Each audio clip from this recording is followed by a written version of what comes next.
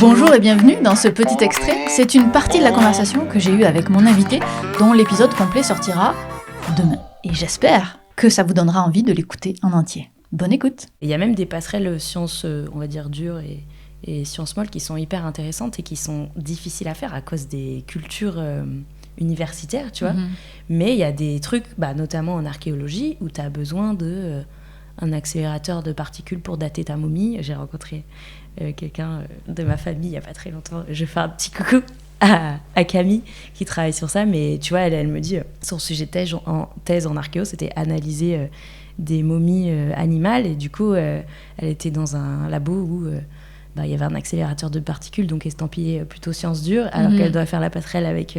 ses résultats vont servir aux sciences humaines. Enfin, en vrai, ces catégories, elles sont souvent artificielles, mais le problème, c'est que ça cause des fois des cloisonnements qui empêchent... en fait, ça m'est arrivé plusieurs fois de lire un truc de je sais pas quoi et de me dire « Putain, mais c'est trop dommage que cette personne n'ait pas lu...